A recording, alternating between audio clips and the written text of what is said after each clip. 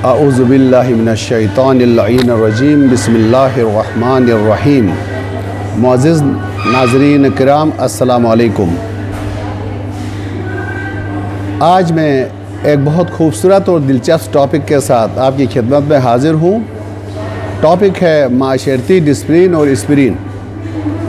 यकीनन आप हॉस्पिटल्स और ड्रग स्टोर से मिलने वाली डिसिप्लिन, एस्पिरिन, पैरास्टामोल और पैनाडोल से बखूबी वाकिफ़ होंगे, लेकिन माशरती डिसिप्लिन और एस्पिरिन क्या चीज़ है, मैं थोड़ा सा इस पर आज खुल के वजाहत करूँगा।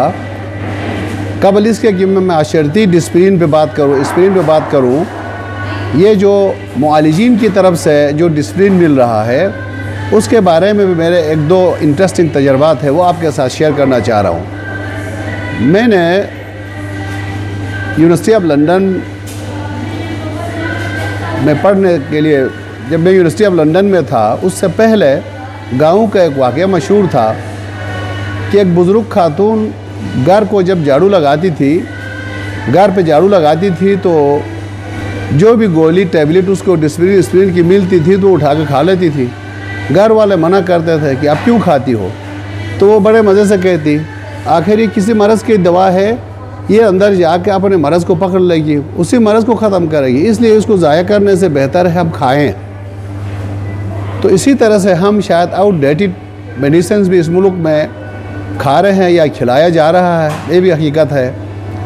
और हमारे मुआलिजीन मरीज़ की हालत को देखने से पहले, मरीज़ की स्टोरी को, हिस्ट्री को पढ़ने से पहले ही, चूँकि टाइम बचाना है, अगर हर मरीज़ की हिस्ट्री को सुनेंगे तो टाइम ज़्यादा लगेगा, कुछ ही मरीज़ चेक होंगे, इसलिए वो शॉर्टकट तरीके से, अगर कोई डिहाइड्रेटेड शख्स का सर में दर्द हो तो उसको फ़ौरन डिसिप्लिन देते थे उस ज़माने में। अभी पैरास्टामोल और पैनाडोल दे के जान छुड़ाते हैं। मैं सोच रहा था शायद इलाज इसी तरह होता है, लेकिन जब यूनिवर्सिटी ऑफ लंदन में जब मैं पढ़ने के लिए गया, एक दिन मेरे सर में बहुत शदीद दर्द उठा। मैं डॉक्टर के पास गया, यूनिवर्सिटी की अपनी हॉस्पिटल थी। एक घंटा बैठने के बाद मेरी बारी आई। जब मैं डॉक्टर के पास गया, उसने कम से कम मुझसे 50 सवाल पूछे। आप कहाँ से आए हो, कहाँ रहते हो, क्या करते हो, क्या खाते हो, क्या पीते हो, कब सोते हो, क्यों सोते हो, पानी दिन में कितनी दफ़ा पीते हो, खाने में क्या क्या चीज़ें खाते हो। मेरा सर फटा जा रहा था। मैं उनसे कह रहा था, डॉक्टर साहब मैं दवाई के लिए आया हूँ, मैं अपनी शजर नसब बताने नहीं आया हूँ, आप मुझे दवाई दे दें। तो उसमें मेरे बारे में तमाम चीज़ें, मेरे eating style, life, sitting, sleeping, तमाम चीज़ें एक्सप्लोर करने के बाद मुझे एक पानी की बोतल उठा के दिया। कहा ये पानी की बोतल पी लो और एक खुद भी ख़रीद लो। तो मैं हैरान हो गया। मेरे मुल्क में तो मुझे फ़ौरन दवाई दी जाती थी, टैबलेट दिया जाता था। तो मैं अपने ट्रेडिशनल बिलीफ्स की वजह से मैंने इनकार किया। ये तो मेरे पास बाहर था, मैं आपके पास पानी के लिए नहीं आया हूँ, मैं दवाई लेना आया हूँ, गोली दे दो। तो उसने गोली की बजाय अपने जेब से कार्ड लेके दिया, विजिटिंग कार्ड। अलीजान आप डॉक्टर नहीं हो, मैं डॉक्टर हूँ, मैंने जो दिया है उसको इस्तेमाल करो।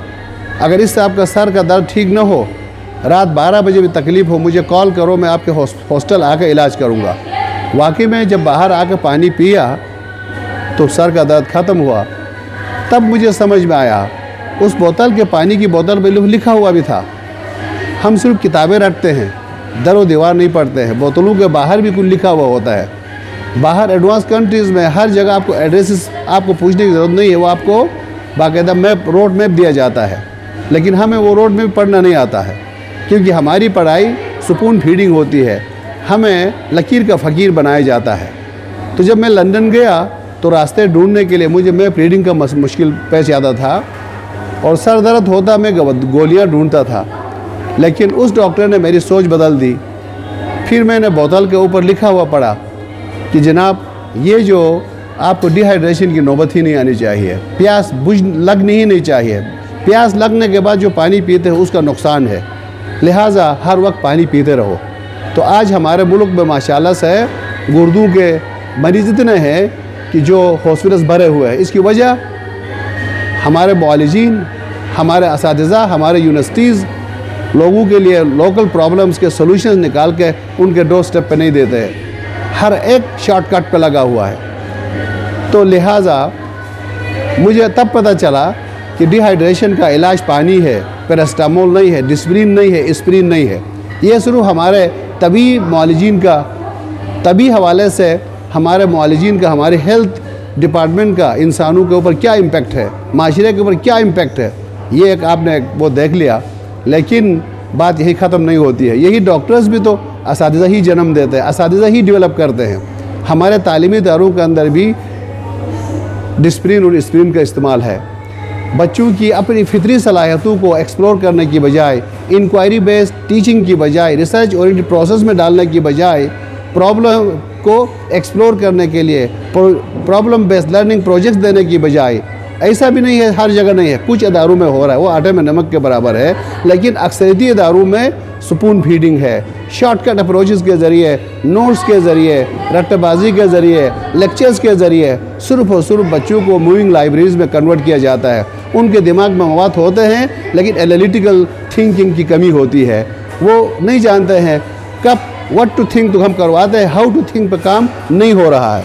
इसी तरह से हमारे सियासी अखाड़े हैं, वहाँ भी हजमुले इस्तेमाल होता है, वहाँ भी शॉर्टकट अप्रोचेस इस्तेमाल होती हैं, जिसकी वजह से हमारे लीडर्स का भी हम मुशाहिदा कर रहे हैं कि जो लॉन्ग टर्म कोई पॉलिसी लाकर मुल्क को तरक्की के रास्ते पर हम गामजन करने के उसमें नहीं है। एक बंदा शॉर्टकट एक पॉलिसी लेकर आता है, दूसरा उसको रद्द करता है, तीसरा लाता है, चौथा उसको रद्द करता है। वजह क्या है?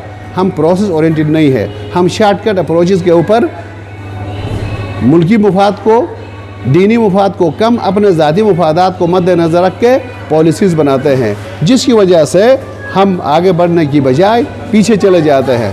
यही हालत हमारे मजहबी इदारों में भी है, हमारे घरों के अंदर है। हम लोग बच्चे को झूठ से रोकने के लिए मारते हैं, डांटते हैं। झूठ को ख़त्म नहीं किया जा सकता है। जिस तरह गुस्से के ज़रिए गुस्से को ख़त्म नहीं किया जा सकता है, गुस्से को प्यार मोहब्बत से ख़त्म किया जा सकता है, झूठ को नरमी और गर्मी से एतमाद दे के ख़त्म किया जा सकता है। लिहाजा अगर कपड़े पर एक कतरा खून लगा हुआ हो तो आप 2 बाल्टी खून से धोकर उसको गोता लगा पाक नहीं कर सकते हो। लिहाजा आएँ हम अपने माशरे के अंदर ये गुस्से वाली अप्रोच को ख़त्म करें, नरमी के साथ, गर्मी के साथ, हर इदारे में एक दूसरे को समझे, एक दूसरे की माफ़ी ज़मीर को सुने, बीमार की हालत को देखें, पढ़ें, उसके बाद कोई इलाज की हम उस तरफ जाएं। एरिक फ्राम कहता है, आज हम जिस इंसान को पहचानते हैं, जिस इंसान को जानते हैं, वो इंतहाई मशीनी हो चुका है। मसनूई मुकाबले और मुवाज़ने के ज़रिए दूसरों से आगे बढ़ने की खातिर दलील और फितरत के तकाज़ों को पस पुश डाला हुआ है। हर बंदा शॉर्टकट तरीके से अमीर तरीन बनना चाह रहा है, शॉर्टकट तरीके से ऑफिसर बनना चाह रहा है, शॉर्टकट तरीके से पहलवान बनना चाह रहा है। जिस तरह मुख्तलिफ टॉनिक खा के बहुत से कमज़ोर लोग मेरी तरफ फूल तो गए हैं, लेकिन तवानाई ज़ीरो के करीब है। 2 कदम लगाते हुए वो जो मुर्गियाँ आती है ना, उनकी हालत हो गई है। तो आओ हम शॉर्टकट की बजाय हम प्रोसेस ओरिएंटेड अप्रोचेस को माशरे के अंदर, हर अदारे के अंदर लेकर आए, घरों के अंदर लेकर आए, मोहब्बत से, नरमी से, गर्मी से, रिसर्च के ज़रिए एक दूसरे को सुन के, एक दूसरे को लेकर as a team, as a family members आगे बढ़ें। तो आखिर में मैं 2 सजेशंस मैं आप लोगों के सामने रखना चाहता हूँ, व्यूअर्स के सामने, कि नंबर 1, पहले माँ बाप बनना सीखो, फिर बच्चे पैदा करो। माँ बाप बनना एक फ़न है, एक कमाल है, एक हिकमत है। जो लोग माँ बाप के आदाब से, माँ बाप के हुकूक व फ़राइज़ से, माँ बाप के मुकाम से वाकिफ़ नहीं है, वो अपने औलाद को अपना एसेट समझते हैं, खुदा की अमानत नहीं। वो अपने मुफाद के लिए बच्चे को इस्तेमाल कर रहे होते हैं। आओ हम बच्चे के लिए बच्चे को डेवलप करें, वो खुदा की अमानत है, खुदा के लिए बच्चे को तैयार करें कि वो उसके सामने सुरखरूख होकर उसके सामने जाए। और टीचर्स असातिज़े कराम से मेरी गुजारिश है कि पहले टीचर बनना सीखें, फिर बच्चों को पढ़ाना शुरू करें। अगर आप खुद टीचिंग के आदाब से वाकिफ़ नहीं है, बच्चे की नफ्सियात से वाकिफ़ नहीं है, टीचिंग मेथड से वाकिफ़ नहीं है, कॉन्टेक्चुअलिटी से वाकिफ़ नहीं है, तो सिर्फ बुकिश नॉलेज को डंडे के ज़रिए, सख्ती के ज़रिए, रोड मेमोराइजेशन के ज़रिए बच्चे की शख्सियत को तबाह करके उसको अगर 100/100 नंबर भी दिलाते हो तो इस बच्चे का नुकसान है, इस पूरे माशरे का कमाल है। तो अल्लाह ताला हम सबको तौफीक दे कि हम शॉर्टकट अप्रोचेस को हजमूलू को इस्तेमाल करने की बजाय डिस्प्रिन और एस्पिरिन को डायरेक्ट इस्तेमाल करने की बजाय अगर डिहाइड्रेशन है तो पानी इस्तेमाल करें। अगर मैदे का मसला है तो सब्ज़ियाँ और दूसरे ज़ूद हज़म ग़िज़ाएँ इस्तेमाल करें। जल्दी से दवाइयों की तरफ न जाए, जल्दी से नोट्स प्रोवाइड न करें, जल्दी से रेक्टिफिकेशन की तरफ न जाए। और इम्तिहानी सिलसिला भी ऐसा हो कि हर बच्चे की सलाहियत को हम अलग अलग जांचें। अगर हम मछली को, शेर को, चीते को, हाथी को, बंदर को, अगर ये सब का एक इम्तिहान ले लें कि इस दरख्त पर चढ़ के आ जाओ, तो यकीनी तौर पर सवाए बंदर के वो सब फेल हो जाएंगे। वो सब अपनी तकदीर पर रोना शुरू करेंगे कि हम तो फेल हो गए। इसलिए आए हम तामीरी सोच वाले क्रिटिकल थिंकर्स पैदा करें जो माशरे में अपनी कंट्रीब्यूशन दे दें और वो लोगों के लिए रोज़गार पैदा करें। Thank you very much. अस्सलामु अलैकुम व रहमतुल्लाहि व बरकातहू।